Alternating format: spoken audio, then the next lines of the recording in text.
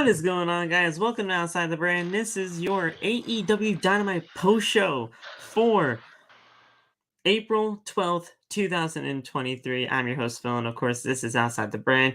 Thank you so much for joining us right here on your Wednesday nights, wherever you may be. Man, is it good to have that intro back. I'm so happy I got that back now. We got our boy TJ here in the house tonight. AEW Dynamite was very, very good, as we saw a return that is going to be a topic of conversation for quite some time. Oh, yes. A main event between Jericho and Keith Lee, which I thought was either going to be a complete shit show or something fantastic, and it was something fantastic. So there we go with that. I do think Keith Lee has to have a little bit more of a presentation type of change, but other than that, I think we will just move on from that discussion. How did you feel about AEW Dynamite tonight as a whole? Yeah, man, I thought it was pretty well thought out tonight, all things considered. Oh, yeah. This was a real solid show. Very solid. Like, I, I feel like I'm finally catching back up because after Mania, you got that kind of post Mania lag because that whole week is like back to back wrestling shows, Yes. and we finally got a little break because I didn't get to watch NXT last night, so I guess like that was my kind of break. But jumping back into Dynamite tonight, even before the rumors of that return, I was already hyped for it. But going into it, it really exceeded my expectations, and that really started with the international championship match too. That really, Yes. That like the match that we saw tonight with the international championship on the line, that's the matchups that I want to see for that championship every single time, because those are the matches that are going to get this championship a lot more eyes on it and a lot more like notoriety when it comes to AEW. Deontay, welcome into the show. I appreciate you for being here.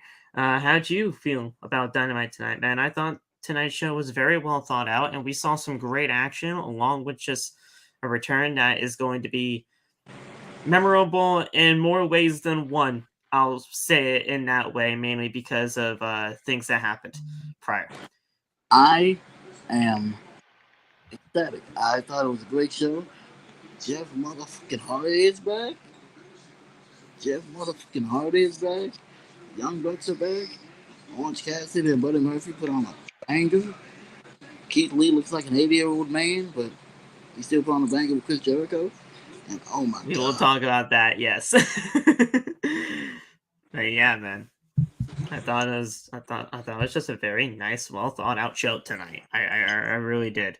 I'm just going to check things up real quick. Yeah. Let's hold on 1 second, guys. Let me just. Okay. There we go. So yeah, guys, we're gonna be talking about everything, all things Dynamite tonight. I thought it was a very well thought out show. Obviously, the one return that we're talking about, obviously, is Jeff Hardy, and man, like I said earlier, it's it's a return that's going to be talked about for many reasons, for more ways than one. Honestly, we all know what happened that got him suspended. Uh, he was under the influence once again, and now that we are here uh, on AEW Dynamite again, and we see him doing the things of coming back and really helping out his brother and everything like that, is this going to be the right move going forward for Jeff Hardy? Only time will tell. Before everything kind of happened, Jeff and Matt were slated to get into the AEW Tag Team Championship picture. I can honestly kind of see that again still. That was the plan going earlier on before everything happened, and I'm not going to lie, I see it happening again. It wasn't always supposed to be the Elite. It was going to be the Hardys, so We'll see what happens there. How do you guys feel about that? Just knowing that it was going to be the Hardys before everything happened, and do you see it still happening now that both of them are back? Oh hell yeah, it's definitely gonna happen again. This Tony Khan was talking about the dude, the giant mark. He's gonna do it. He's gonna, and I want to see it. I want to fucking Yeah. see it. Now here's the thing though, and I'm probably in the minority here.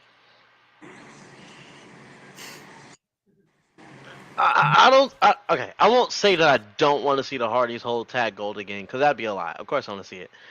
I just don't want to see them do extreme matches anymore for it. Because they're up Yeah. in age. Let's be honest. They're not moving like they used to. Let's stop having them do these extreme fucking matches. All right? Because my tolerance for it ran out with the Darby match. Because that, like, Jeff is up in age, and with all the stuff he's been through, just look at Matt. All the fusion surgeries he's had to have, and Jeff has had them too. Like, I don't think they need to be in as many extreme matches anymore. So,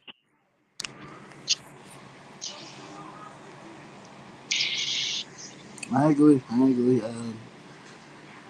I was in the minority of that. Jeff, in my opinion, I thought Jeff should have retired for his own good.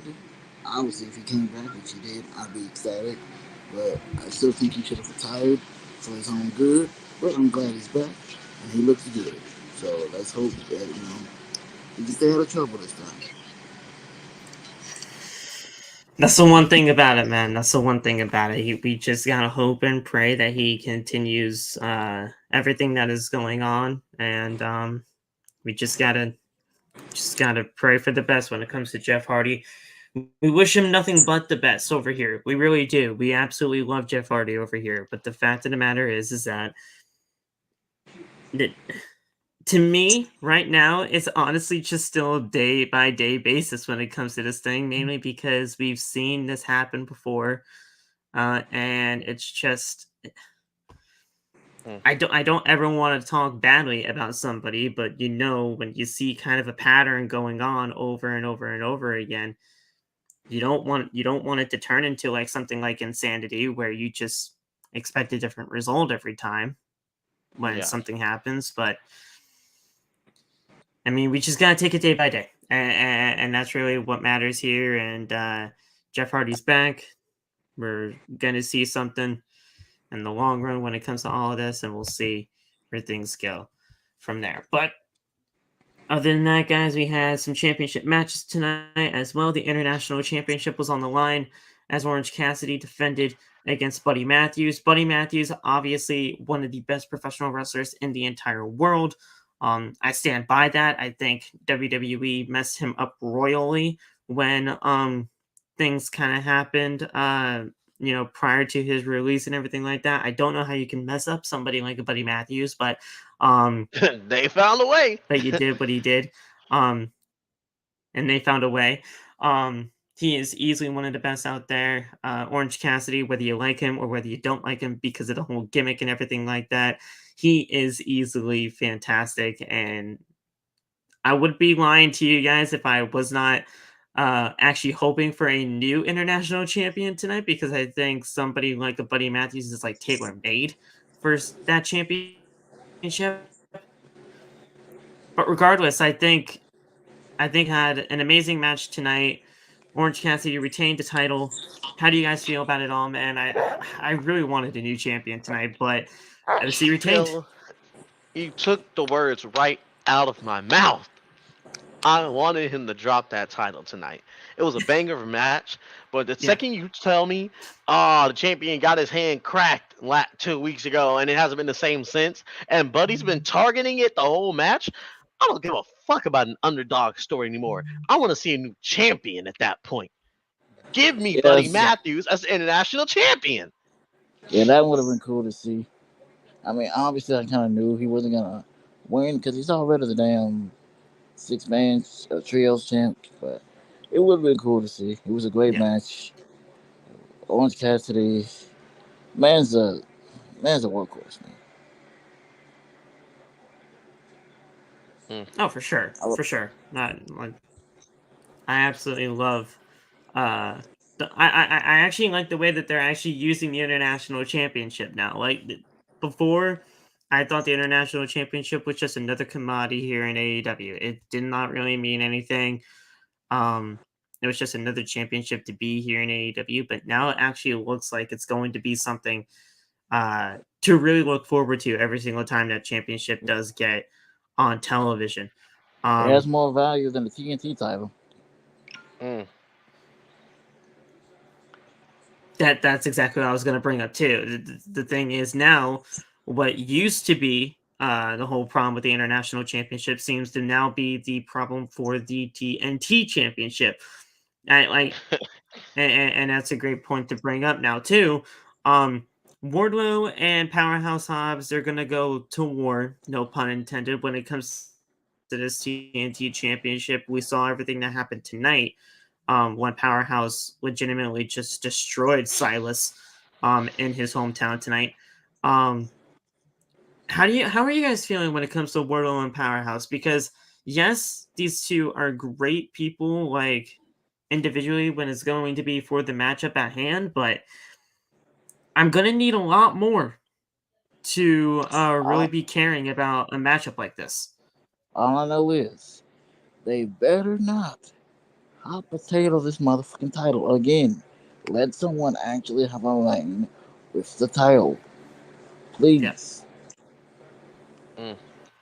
Not only that, I'll say this. I love what it's done for Hobbs so far. He looked like a different character, looking like $1 million out there. I love it. Man's looking dominant. Pulled up in that nice ass car.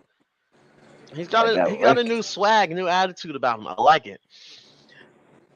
It's something about Wardlow, man. I don't know. It's just I don't want to say it's not character development, but it just feels like he needs a character development.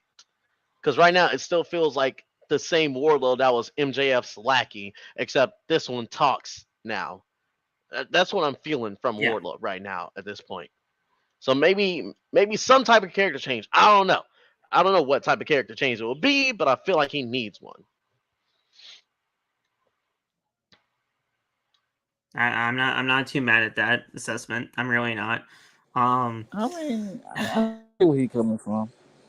I don't think he necessarily needs a character change. He just needs to be booked better. Give him something to do. Make people care about him. That could also be it. Because, hey, let's be honest. Undertaker had the same character for 30-something years, and he made it work. So maybe it is just booking. I could be wrong. Well.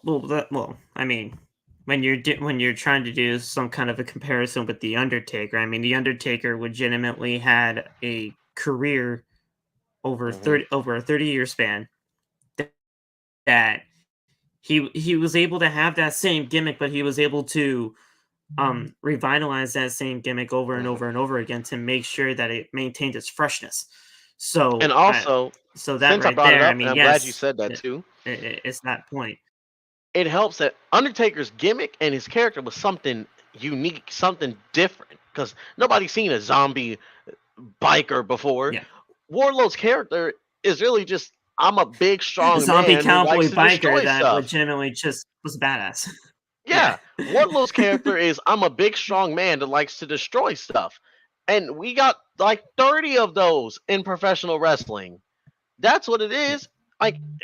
That's why I think he needs a new character, because it'd be different if he was the only I'm a big strong man who likes to destroy stuff in AEW, but Hobbs is one. Big Bill is one. There's at least 5 of them that have this character in AEW. Right. Yeah. I trust me, guys. I understand the frustrations. It's not looking the best right now, but hopefully we get something new and different when it comes to these two, because that's what we need. Something new and different is what we need when it comes to this championship. Yes. It needs an identity. It doesn't really have an identity. That's exactly the right word to use when it comes to this championship. It needs a freaking identity, and right now it just doesn't have that yet. But well, I They just shouldn't even let say yet. someone just It had an identity months ago. It had an identity honestly almost a year ago. When actual champions had long enough title reigns for it to actually mean something. But ever since yeah. flip flopping and hot potatoing of the championship, that's when everything kind of went sour. So Yeah. it's just we just gotta find that right balance again when it comes to this I championship. just noticed Because other some than shit. that, The TNT it is Championship what it is is. never actually on TNT. Thank you! Fucking thank you!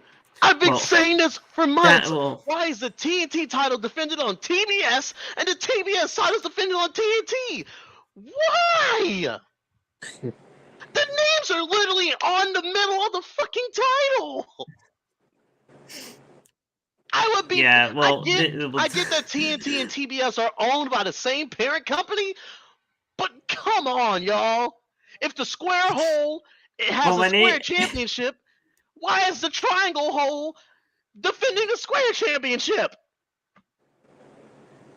see okay. Well, that I know it was a sounded like I weird just had a stroke right there. I had the thing, words. but I yes, tried to form them. I understand. I tried Yeah. to form them.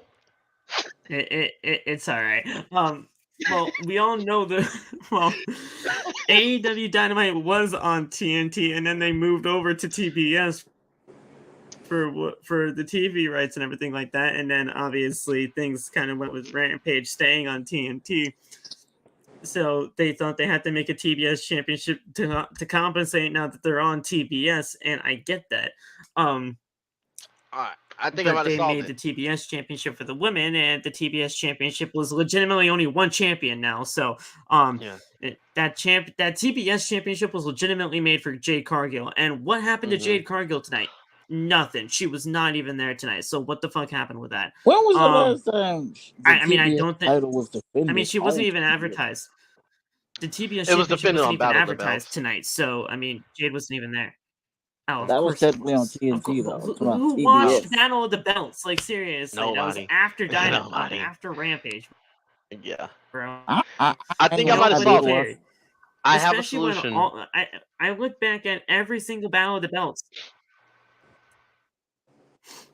I actually Every did single watch Battle it. of the Belts had everybody retain their championships. So who cares? What?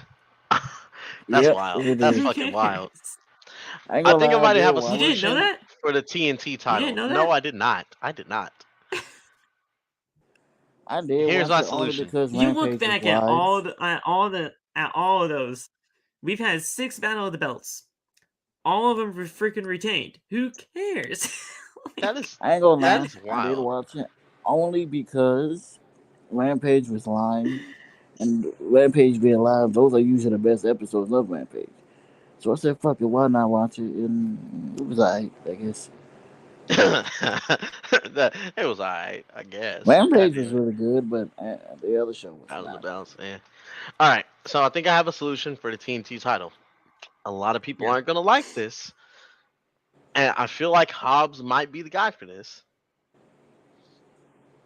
Now, when I say this, I need everyone to hold their reactions because I know how y'all are gonna react, especially Ah given the shit, current climate. So come close, shit, come close, come close. shit. Hobbs should go on a Roman Oh boy. Reigns type run with the TNT title to make it No, relevant again. Now I'm not saying no.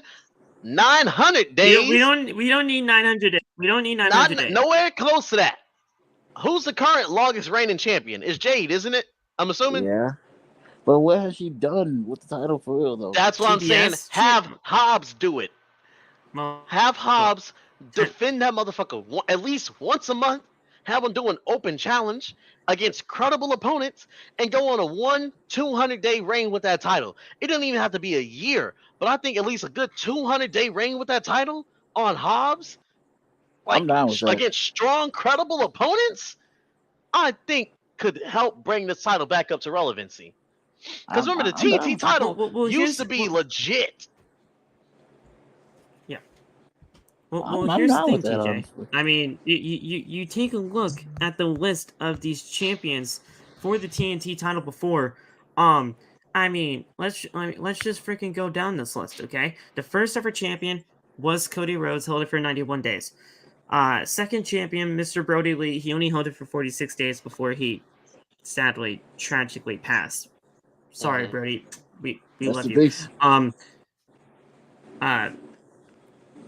31 days for Cody again because it was the dog collar match when things kind of happened, and so there we go with that. But then Darby Allin beat Cody, who held it for 186 days.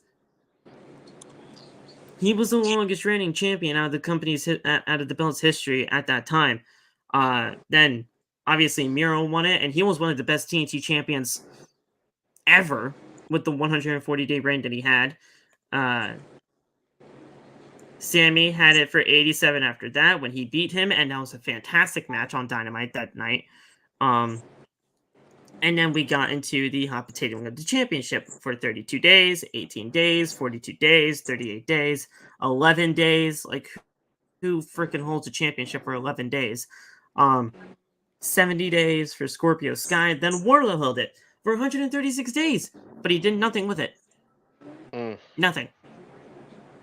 And then It's wild to me. Days, 32 days. When did the TNT title get introduced? The first episode of Dynamite, I believe.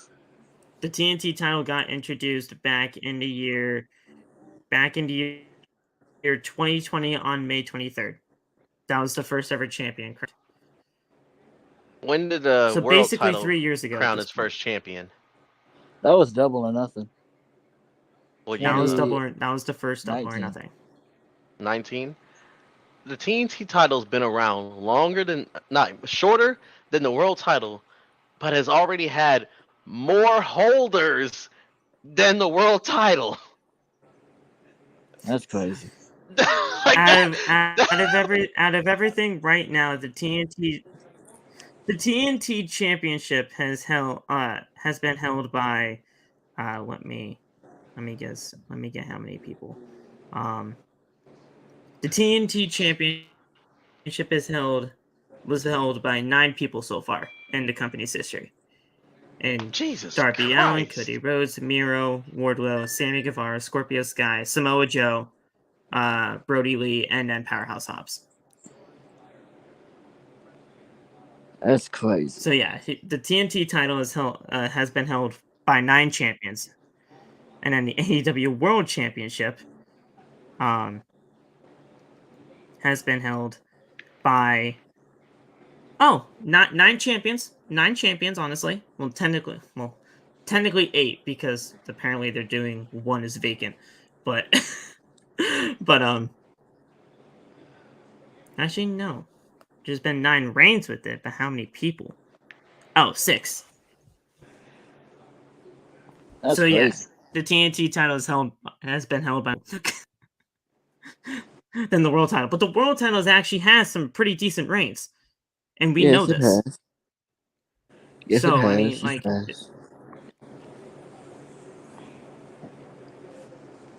like 182, 277, 346, and that was Kenny Omega. That was a long Kenny Omega reign. 197, 87, 59, and yeah. So like it's been held for a lot long normally, which is a normal thing when it comes to a world championship. But the TNT title needs an identity. It needs a lot more, work than most of the titles here in this company do. You know what it needs? It needs a Miro. That's just straight up facts. So hopefully, it needs a Miro. That's what it needs. Well, it needs fucking. Well, no, it needs somebody like a Powerhouse Hobbs. But what Powerhouse Hobbs needs to do is actually go on a lengthy reign with this championship. That's what we need. We don't need Wardlow to win.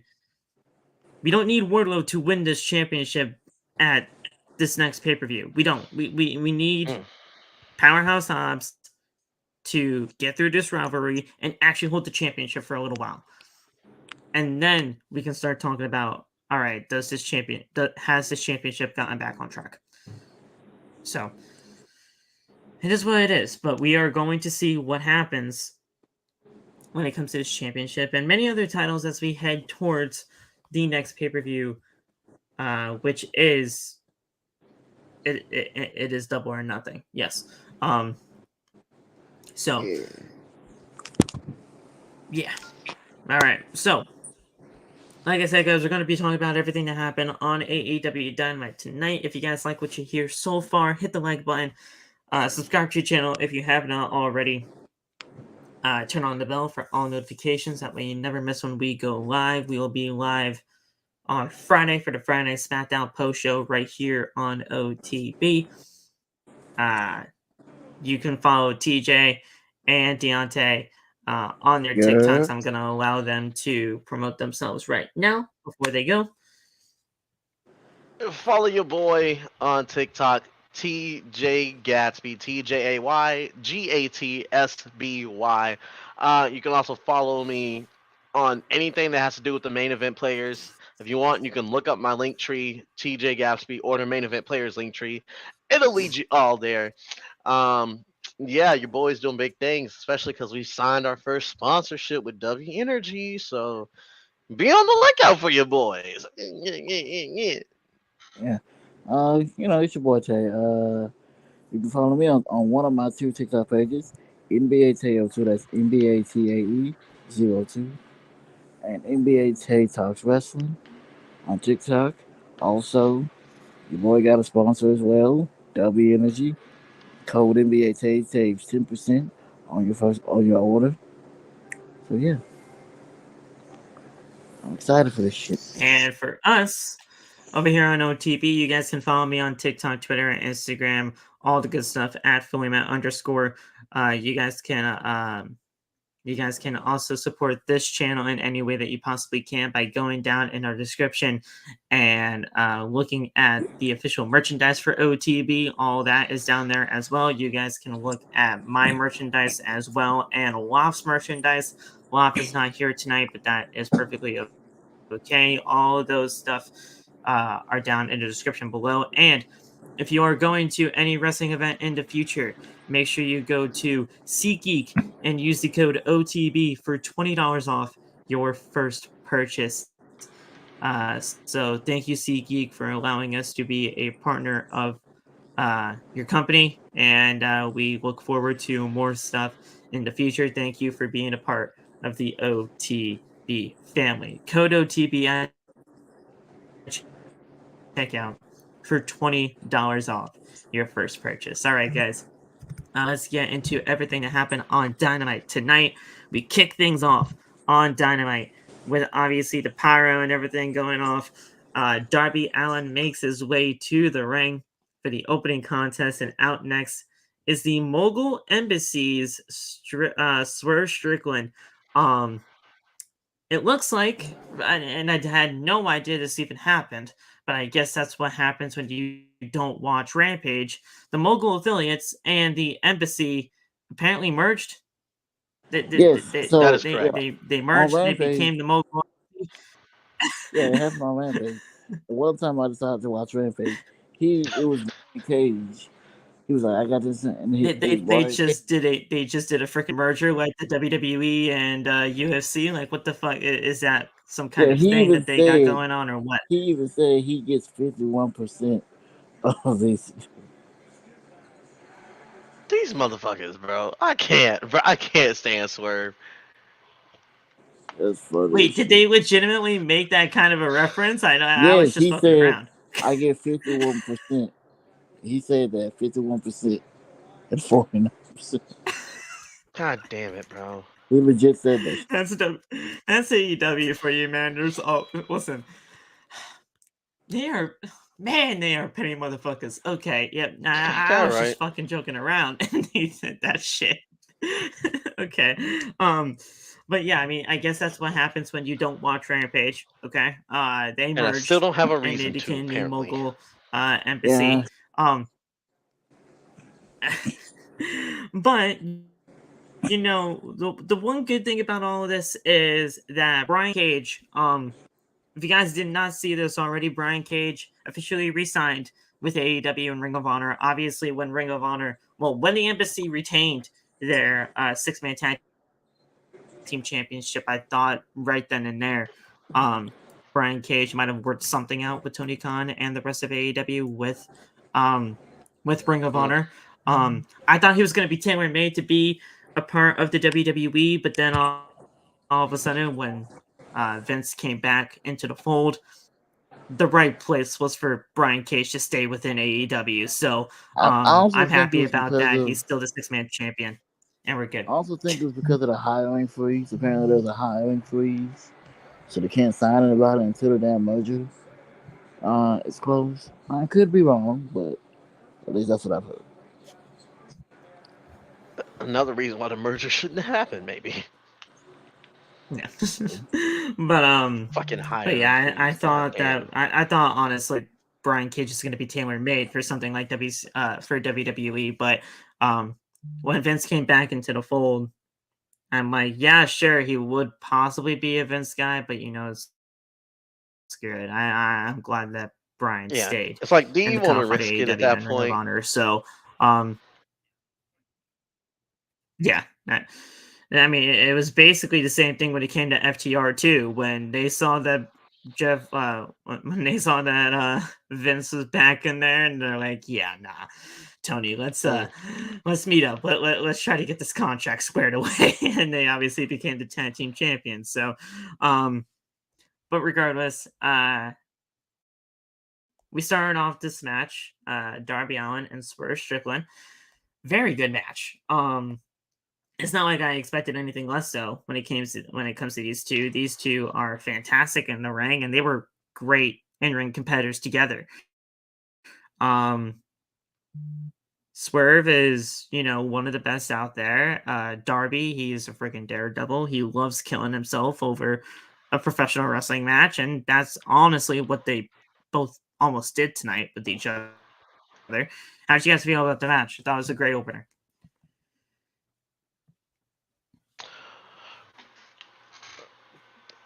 Took off.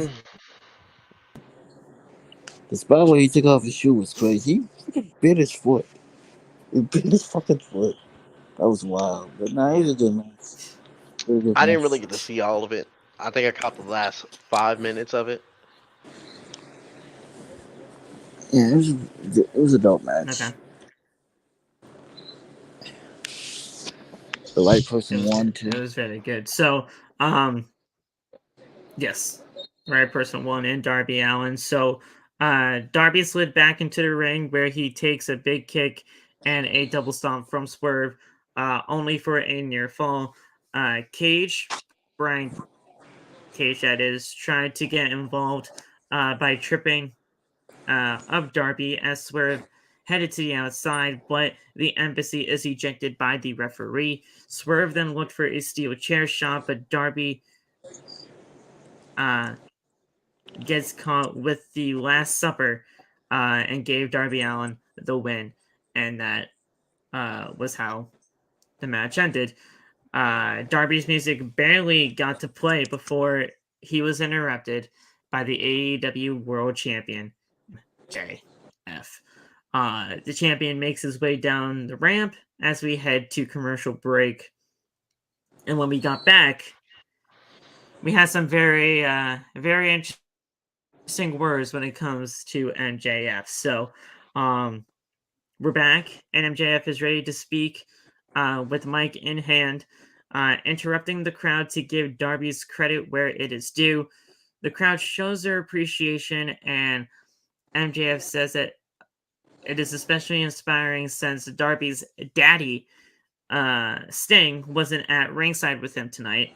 MJF then talks about the match they had at Full Gear 2021, and that Darby is one of the best he has ever faced when it comes to in-ring competition. But he has two words that will prove that he is MJF, and only to be cut off to insult the crowd by saying his catchphrase. So he's like, I hate that you guys are saying my goddamn catchphrase now. Shut the fuck up. Be quiet. That shit was funny as fuck. So It was he hilarious. said, regardless, now I have 2 words for you, and that is headlock takeover.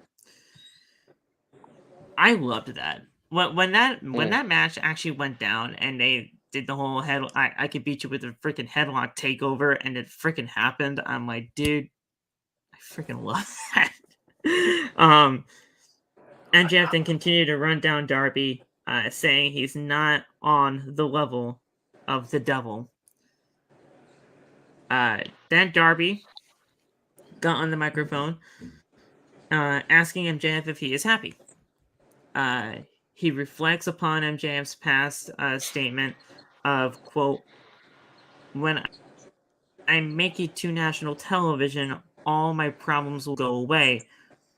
He then goes into his own issues when he started here in AEW, including the therapy he checked himself into. He learned to stop worrying about himself and help others, including his parents. He tells MJF that this is just a 15-minute ride, but he refused to get off said ride. He's not like MJF, not going to lower his morals to be somebody in this world. So if MJF has something to say, keep talking, because this is and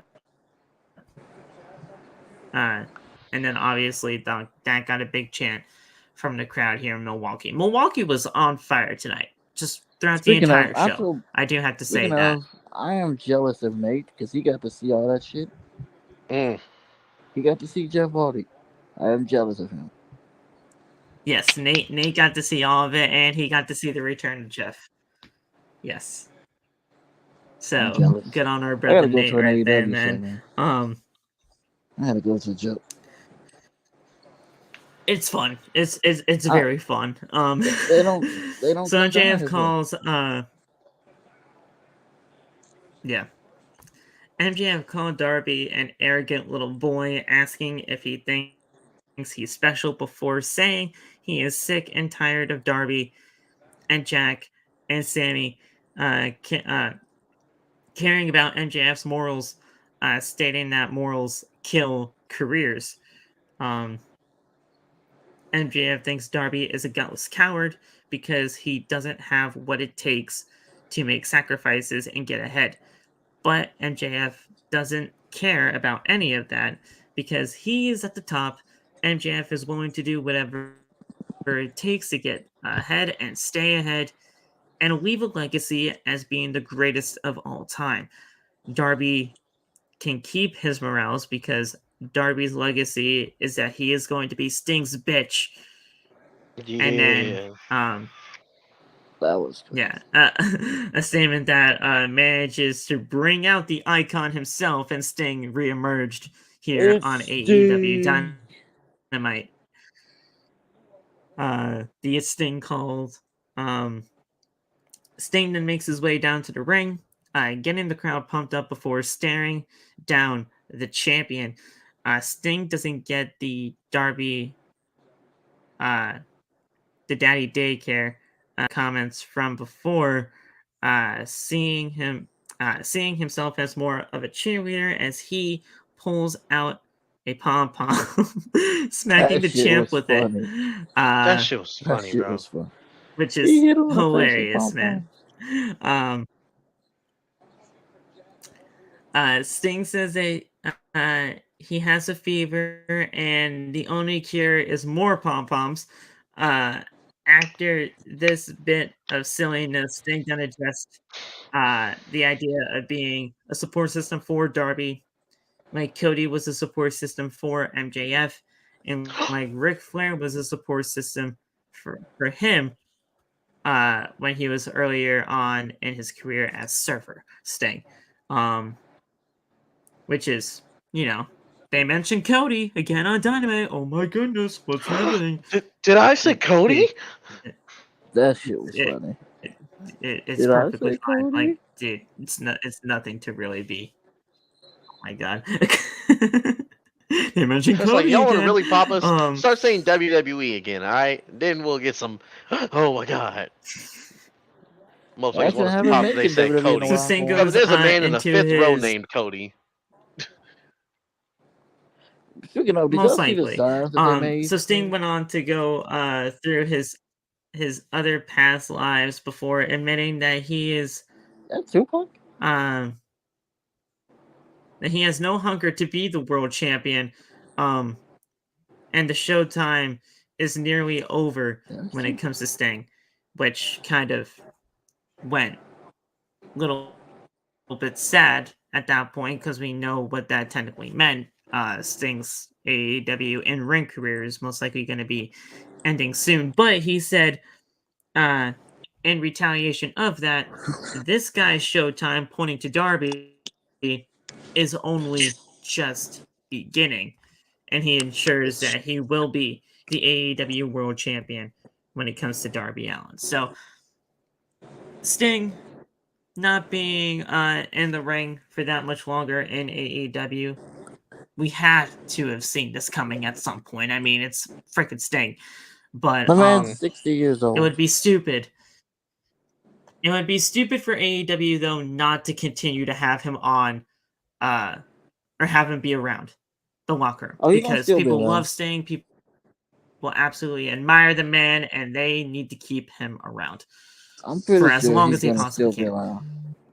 It doesn't have to be in ring It doesn't have to be an in-ring competition. He could just be back there, allowing people to pick his brain because he's absolutely one of the best out there, and the guy can still have an amazing career in AEW outside the ring. Yeah, he is most likely. He gonna stay around. He's just not gonna be wrestling much. Good And he's manager. earned that break. He's earned that due. He's earned that due. Yes, he He has. doesn't have to be wrestling anymore. Yeah, I'm surprised he still is. Surprised he still is. Man's is 60 years old. That's the one thing I do credit AEW where it is due. AEW's had a lot of its flaws out there. Don't get me wrong. We know this, but AEW has used their legends to perfection almost every single time, man. Like they used Sting to perfection when he first started coming out here. The matches that he has actually been in have been absolutely nothing but stellar. And any other time when it comes to these legends here in AEW, they've been using them very, very well. Like, you can hate AEW, you can love AEW, but you can't discredit what they have done with their legends. It's been great. Yep, they know. Yeah. That's the one thing they know how to do right. They know how to use their legends.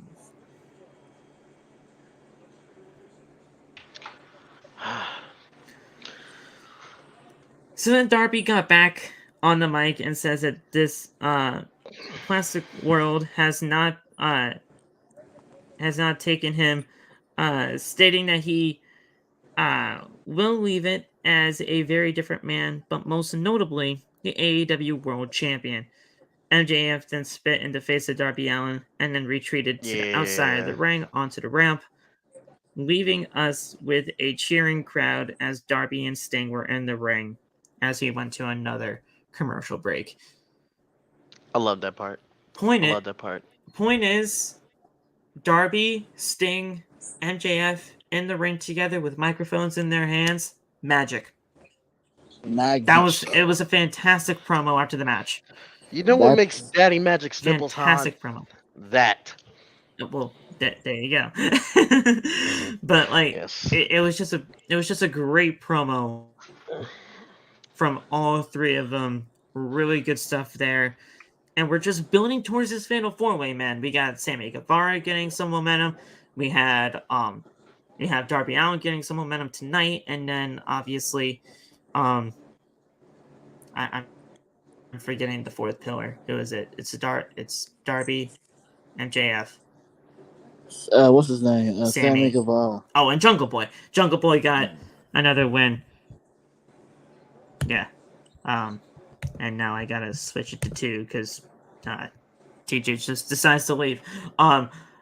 He said he got But to head yeah. out. Yeah. So Sammy, Okay. So Sammy, Darby, MJF, and then Jungle Man. Jesus Christ, Jungle Boy. Yes. The Fatal 4-Way is going to be great. The Fatal 4-Way is going to be great, and I cannot wait to see that take place at Double or Nothing. We then went into the TNT Championship match as Silas Young took on the champion Powerhouse Hobbs. This was just a freaking squash. Yeah, it was. Silas in his hometown got overpowered very quickly by Hobbs. Took a clothesline, then a big spine buster before Silas got pinned for the win, and that was it. It wasn't even really what was happening during the match. It was what's happened after the match with Wardlow and everything that was happening outside the arena with the car that that Powerhouse arrived in with QT. So after the match, QT and Hobbs grab Silas, looking to do more damage until Wardlow is seen in the parking lot taking his anger out on Hobbs' fancy new car. Wardlow took the windshield out by grabbing a forklift and finishing the job with that as well, going through the side windows and flipping over the car. Wardlow then leaves the forklift, and we see these two brawling on the stage. They get through everything. Aaron Solo and other wrestlers just started to come out to just try to break everything up, but it's Wardlow and Powerhouse Hobbs, so they're not going to do anything. Nope. Wardlow then drops Solo off the stage with a power bomb through tables that were on the lower part of the stage there. One table broke, the other one didn't. That table spot was nasty. It looked pretty nasty. I hope Aaron Solo's good. But yeah, we talked about it earlier on at the Open.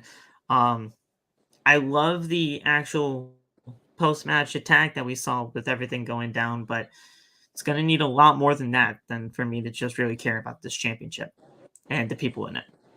Yep. It needs something. So, we were back at ringside. The title was on pay-per-view. On pay-per-view? That's a very interesting question. What was the last pay-per-view that we just had? Revolution? Full Gear? No. Revolution. Okay. Yes. 2023. I'm going to take a look right now.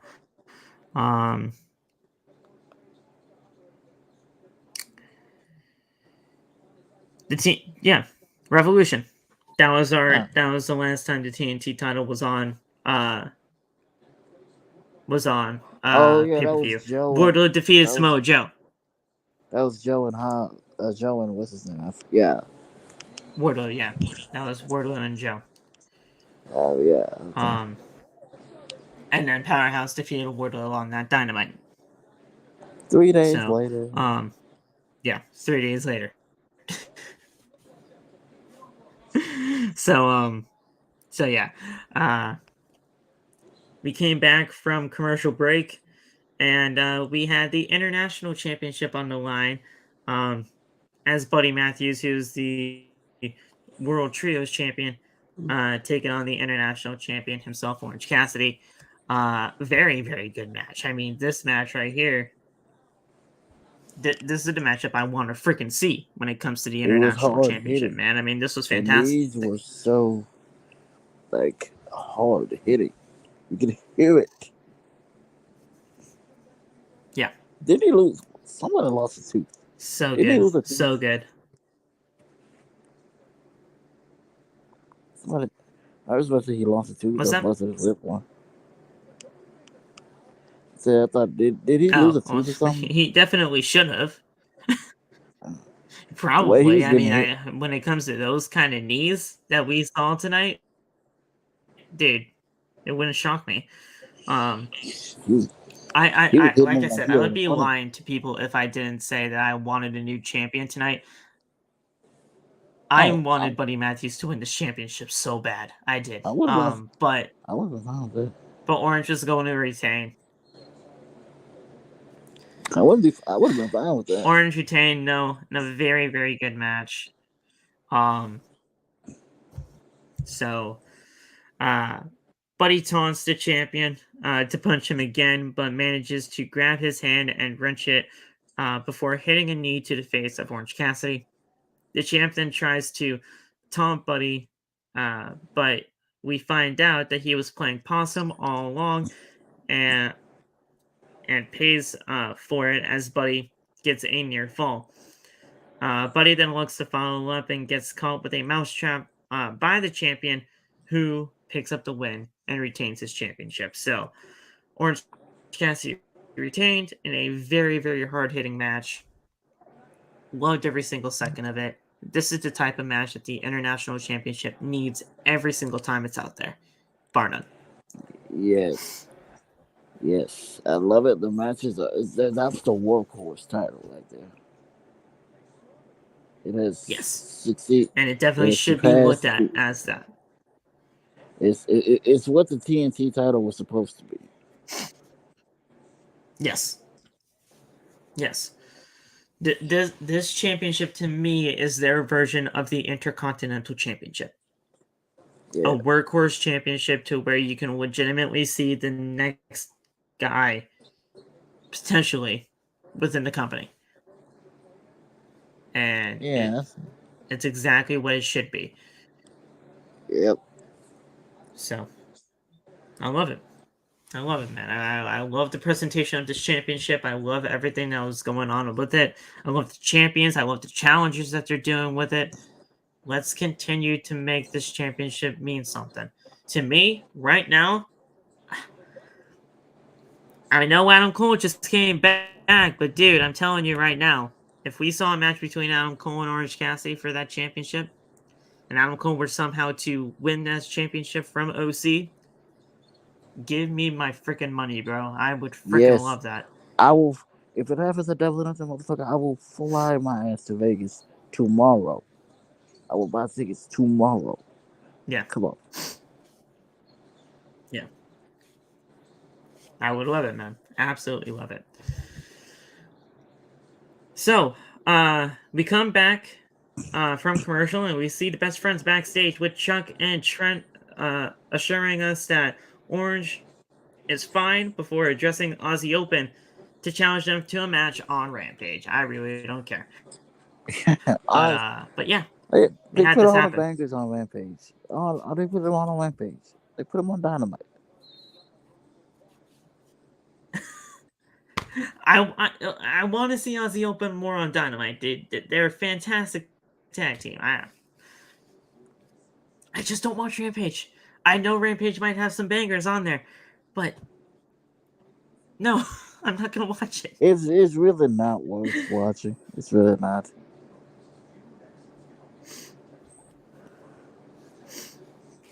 Unless it's live. So we're back at ringside, and yeah, I watch live Rampages all the time. Those are great. Those are usually when the Rampages are fantastic. Yep. But when they're taped, you can just tell they're taped, and I really don't care for it. I don't care for that taped atmosphere. Same. So we're back at ringside, and we see Ethan Page is in the ring to address the issues with the firm, including Matt Hardy attacking him when he was going after the FTW title. Hook beating of Stokely Hathaway, and the fact that he looks better than everybody in the crowd. So that's just cheap heat right there. Ethan needs an answer, and he needs to know why Matt attacked him and what was in that contract. Isaiah and Hardy then come out on the stage to address this, where Hardy says that Ethan has to read the fine print when it comes to those things, because Hardy revealed that if Hook defeated Ethan Page, then Hardy and Isaiah would no longer be in the dominion of the firm. And Matt gets to name the match and stipulation where when they win, they will no longer be under contract when it comes to the firm. Ethan then replies to this by pointing out that Ethan and Stokely aren't the only people within the firm, which brings out Lee Moriarty and Big Bill. Big Bill. The firm then beat up Isaiah and Matt Hardy until Hook makes his way to even the odds. Hook then takes out Ethan and Lee Moriarty, but struggled when it came to Big Bill, allowing Ethan and Lee to come out and basically just, take on Hook 3-on-1. And then Jeff Hardy came out. Yes, sir. And that's when things really got going. So Jeff doesn't waste any time dancing. He has the steel chair. He looks great. He looks really good. He didn't waste any time dancing this time around. Apparently, it's been 1 year too. He did not come down to the ring wasting any time with the dancing again. Yeah, apparently he had the steel chair in hand. Yes, he had the steel chair in hand, and he was going to town on the firm. Twisted Fate and a Swanton Bomb keeps the firm at bay, and Jeff celebrated with his old friends and brother, and the crowd. So it's great seeing Jeff Hardy back. Like we said, we all love Jeff Hardy over here. We just hope nothing but the best when it comes to Jeff. Yeah, that's Swanton though. He looks great. He looks great, and he looks great. And we just gotta pray for the best when it comes to that. Let's just hope that he can stay out of trouble. And that Swanton looks fucking sick.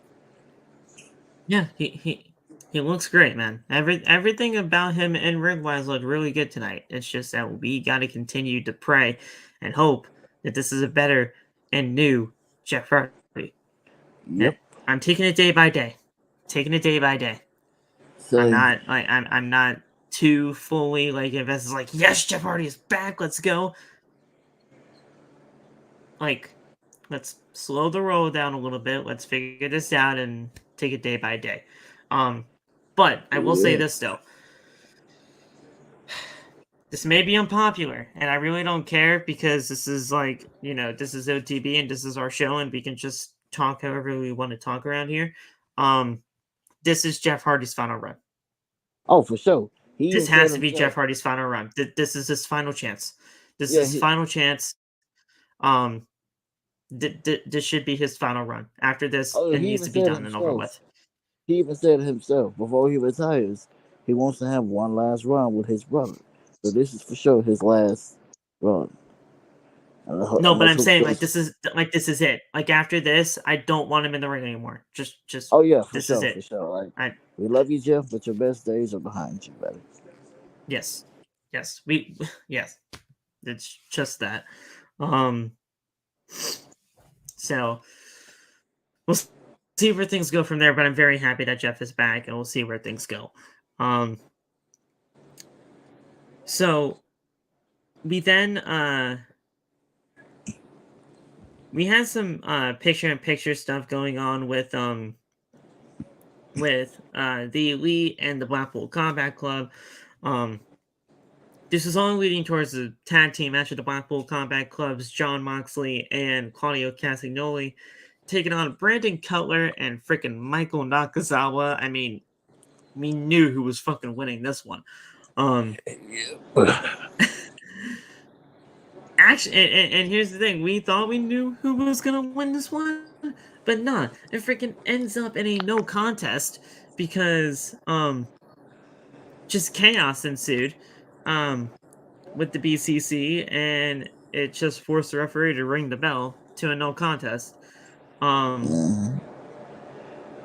Mox then rushed out to get a mic, calling the Young Bucks, Omega, and Don Callis as the beatdown continued. Mox says that the BCC puts the elite in all elite wrestling, and this drew out Kenny Omega. Omega stared down the ramp, and the Young Bucks slid back into the ring from behind them and snuck in on the BCC.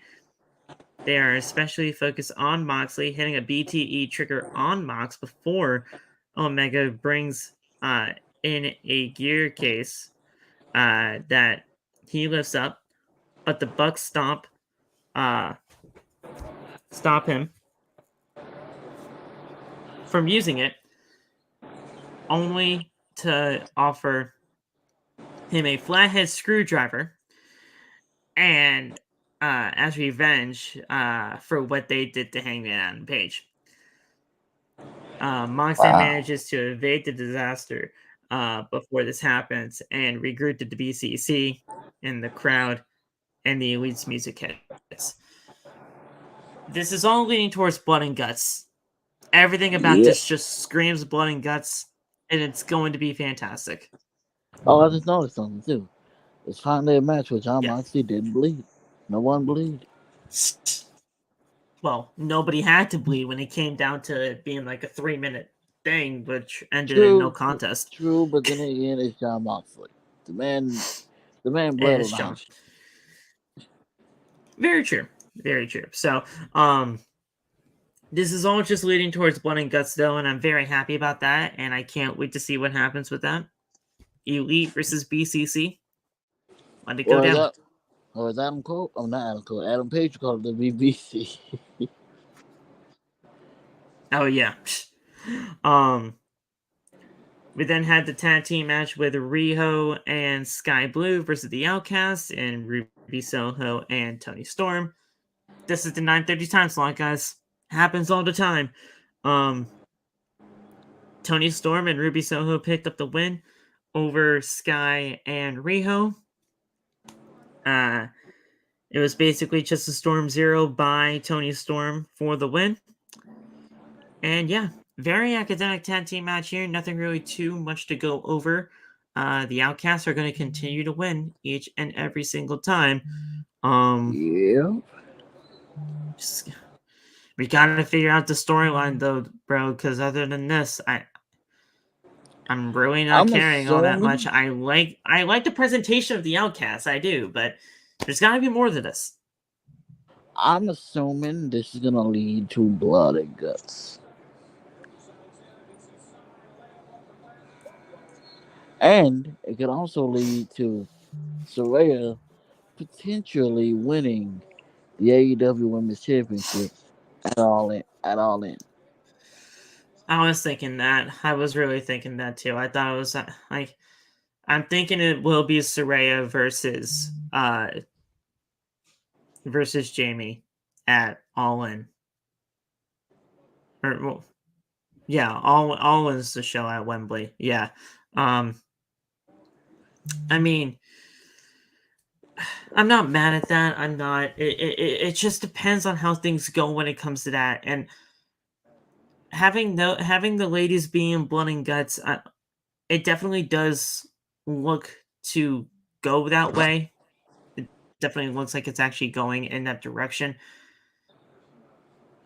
I don't think AEW Originals versus the Outcasts, but we got to figure out these other spots in there. I don't think Paige should be anywhere near a blood and guts match right now because she has the neck. Oh, me neither. Me neither.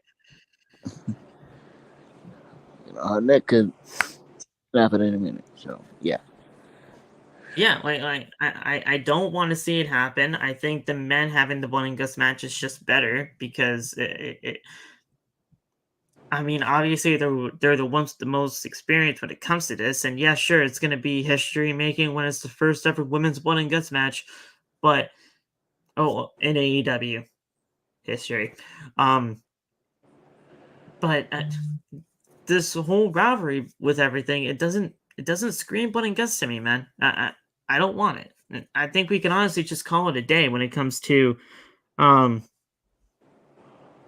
just like a 8-man tag, 8-woman tag or something like that. Yeah. They'll do that at a pay-per-view, though. Yeah. So Tony and Soho pick up the win. The Outcasts then attack their opponents after the match, whipping out the spray paint and gave the L to Riho before hitting a triple power bomb on the former women's champion. Shout out Shield. They are not the Shield. I know they're not. Trust They me, are they are not the totally Shield. not the Shield. But they did a triple power bomb. They think they them. They ain't them. They're trying to be the Shield and NWO merger type of thing. It's kind of crazy. Well, it's not working. It's not working. It's not working. We know this, but that's what they're trying to do. They look proud of what they did, and then Jamie Hayter came out to ringside only to be attacked by the Outcasts until Britt Baker came out next. The Doctor is in, and she goes after the Outcasts. Saraya got involved. Baker nearly stomps her, but Soho and Storm bring her to the outside of the ring for the save, leaving them to regroup on the ramp. So we have our people when it comes to this blood and guts match, or what it honestly could be looking towards. Because obviously, when it comes to the AEW original side of things, Jamie, Britt, Riho, Skye, and then the other person that they had in there before she just didn't really make an appearance tonight was Willow Nightingale. And then the Outcast side is really only just those three. We don't have anybody else that's a part of the Outcast. So they'd have to find 2 other people, if anything. And we don't know anything about that. So I guess we'll see what happens. They had the makings of making something happen, but we haven't gone anywhere. No, they have not. So we got to continue going. I don't know. And then our main event, Chris Jericho and Keith Lee. This is not something I had on my bingo card for 2023, but it wasn't honestly all that bad. Keith Lee needs to have a lot changed about his presentation. Not really his presentation, but his freaking face. He looks, I don't mind. He looks 80. I don't mind the salt and pepper look, right? Obviously I know what the salt and pepper look looks like when it comes to facial hair. Having a few grays is not bad. I'm not saying it's bad, but everything about that man's face right now is gray, and it just doesn't look. It doesn't look right. It doesn't look right. We love Keith Lee. Keith Lee is absolutely fantastic, but man, no. Miriam seems to like it, so. Hey, listen, all power to her, man. Like, I don't mind the salt and pepper look. Salt and pepper looks can actually look really nice when it comes to facial hair. But, dude, everything is just gray. And I'm like, dude, no. But that's the one thing about AEW, though, I guess, that WWE never allowed that to happen, man. WWE did not allow you to look old. Nope. Any chance they had you either shave it off or dye your hair. True. They wanted you to look as young as possible. Well, yeah, but then again, this is Vince McMahon. We talking about who, I guess, he doesn't think people age. Yeah, no, Vince and WWE in general just did not like people aging, so they did everything that they could in order to make their superstars look as young as possible, That whether is shaving things crazy. off um, or dyeing their hair again. Like, dude, That is crazy. it's what they did. It's what they did, man. That's exactly what they did, and that's kind of what, and that's what drives people away. Well, like, dude, a perfect example of it, Tommaso Ciampa. Mm, During the NXT days, you saw the grayness in his beard and everything. He looked grizzled. He looked like he went to war almost every single time. But then, as soon as he stepped foot on the main roster, his beard was dyed. No gray in sight. Well, I mean, Roman Reigns has some gray in his beard, though. So. Well, that's because Roman Reigns is on the Anoa'i family, and the Anoa'i family legitimately runs the WWE. True. The That's true. like the WWE, that family and the McMahon family are like this, bro. They don't. They're in bed with each other, basically. Pretty much, yeah, pretty much. Pause. Just got it. So like, dude, they're like this. And plus Roman's Roman. I'm not gonna say no to Roman. So. True. But honestly though, here's the thing. When it comes to Jericho and Keith Lee, this was very entertaining. Very entertaining. Like I said, I didn't have this on my bingo card, but this was pretty good. Pretty good match. Pretty good match. So Daniel Garcia came out here and he tried to argue that Lee tapped as Jericho goes back to work on Keith Lee, who sends him across the ring with a heel throw. Garcia then tries to get involved, but gets sent the hard way by Lee, who takes him and Jericho down with a clothesline. Jericho's in the corner as Lee goes for a splash, but Jericho dodges, only for a code breaker to be blocked and reversed into a massive sit-out powerbomb by Keith Lee.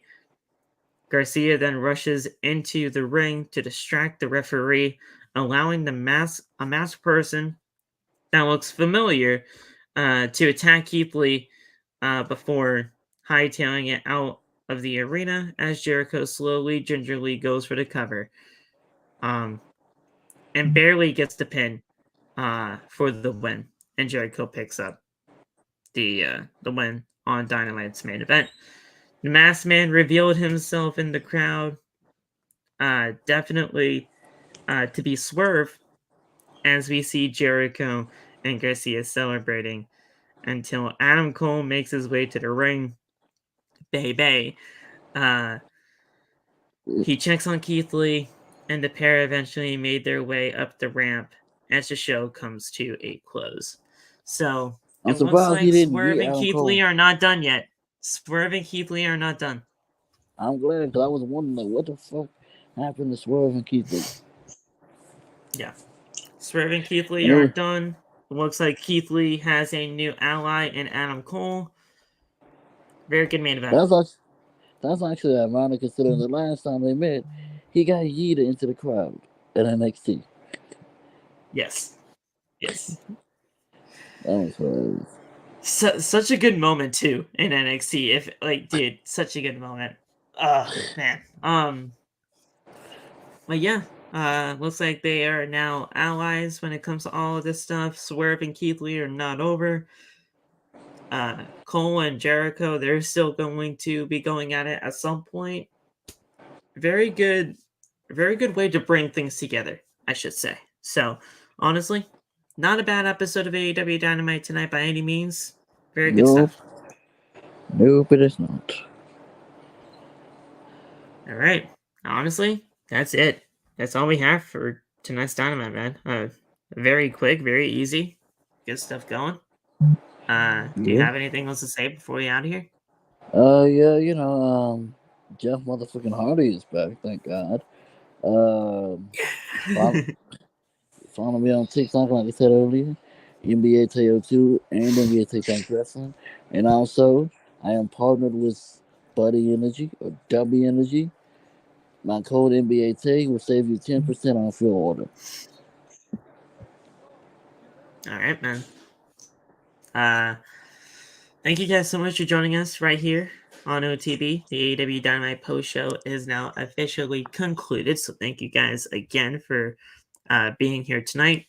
We appreciate you. We love you. Thank you, SeatGeek, for being our sponsor tonight on the podcast. OTB at checkout for $20 off your first purchase. If you guys are going to a wrestling event near you, use code OTB at checkout and get that $20 off. So thank you guys again. We appreciate you. We love you. Go follow all of us on our social medias down there in the description. Get the merch down there in the description below for myself, Loft, and the entire OTB podcast as a whole. And we'll see you guys on Friday for next SmackDown post show on OTB. Talk to you guys soon, guys. Have a good rest of the night. Stay safe. God bless. And Too sweet. peace.